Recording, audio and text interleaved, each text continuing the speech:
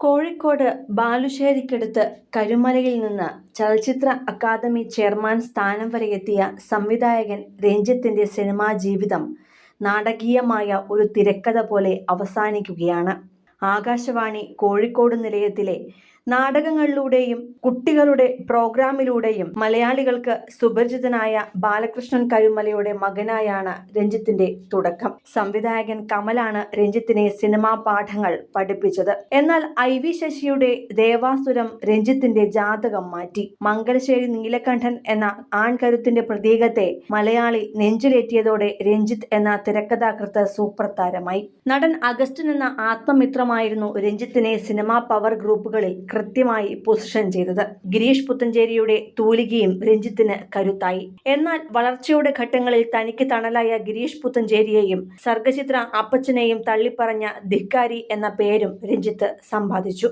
Mass സിനിമകളിൽ നിന്ന് classic സിനിമകളിലേക്കുള്ള രഞ്ജിത്തിന്റെ പരിണാമം അത്ഭുതകരമായിരുന്നു. നരസിംഹവും രാവണപ്രഭുവും എഴുതിയ തൂലികയിൽ നിന്ന് തന്നെ നന്ദനവും പാലേരി മാണിക്യവും പ്രാഞ്ചിയേട്ടനും പിറന്നു. പത്മരാജന് ശേഷം മലയാളത്തിൽ നായക സങ്കല്പങ്ങൾക്ക് പ്രത്യേക മാനങ്ങൾ നൽകിയ രഞ്ജിത്ത് മമ്മൂട്ടിയും മോഹൻലാലും ഡേറ്റിനായി കാത്തുനിൽക്കുന്ന വമ്പനായി മാറി. ദേശീയ സംസ്ഥാന പുരസ്കാരങ്ങൾ തേടിയെത്തി. എങ്കിലും സിനിമാ ജീവിതത്തിനിടയിൽ പല നടിമാരുമായും ബന്ധപ്പെടുത്തി ഗോസിപ്പുകൾ ഉയർന്നിരുന്നുവെങ്കിലും ഒന്നിനും സ്ഥിരീകരണം ഉണ്ടായിരുന്നില്ല.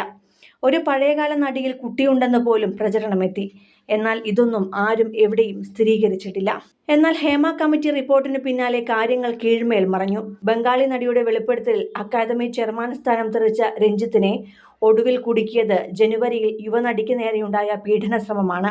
രക്ഷപ്പെടാൻ ഒളിവിൽ പോകാൻ ശ്രമിച്ചെങ്കിലും പോലീസിന്റെ രഹസ്യ നീക്കത്തിന് മുന്നിൽ ആ മാസ് ഡയലോഗുകൾക്കൊന്നും രക്ഷയുണ്ടായില്ല. നിലവിൽ അഴിക്കുള്ളിലായ രഞ്ജിത്ത് മലയാള സിനിമയിലെ വലിയൊരു അധികാര യുഗത്തിന്റെ ദയനീയ അന്ത്യത്തെയാണ് സൂചിപ്പിക്കുന്നത്. സ്വന്തം അമ്മാവന്റെ മകളായ ശ്രീജ ബാലകൃഷ്ണനാണ് രഞ്ജിത്തിന്റെ ഭാര്യ.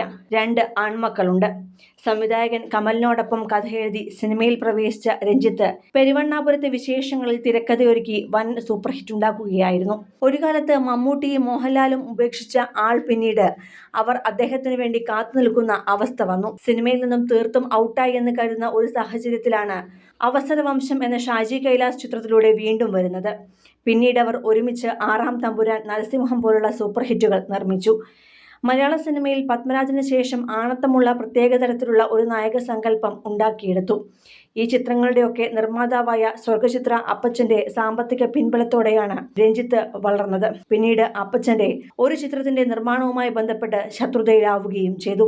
അതിനിടയിൽ ആരോഗ്യപരമായ പ്രശ്നങ്ങളും കൂട്ടിനെത്തി. മലയാള സിനിമയിൽ വലിയൊരു ആരാധക വൃന്ദത്തെയും അതുപോലെ തന്നെ കടുത്ത വിമർശകരെയും ഒരേ സമയം സമ്പാദിച്ച അപൂർവം വ്യക്തിത്വങ്ങളിൽ ഒരാളാണ് രഞ്ജിത്ത്. കരിയറിന്റെ ഉന്നതിയിൽ നിൽക്കുമ്പോഴും വ്യക്തിപരമായ ആരോപണങ്ങൾ അദ്ദേഹത്തിന്റെ സിനിമാ യാത്രയെ എന്നും പ്രതിസന്ധിയിലാക്കിയിട്ടുണ്ട്. സിനിമ, ഫാഷൻ, ലൈഫ് സ്റ്റൈൽ വാർത്തകൾക്കായി മലയാളി ലൈഫ് സബ്സ്ക്രൈബ് ചെയ്യൂ. ലേറ്റസ്റ്റ് അപ്ഡേറ്റ്സിനായി ബെൽ ബട്ടണും അമർത്തുക.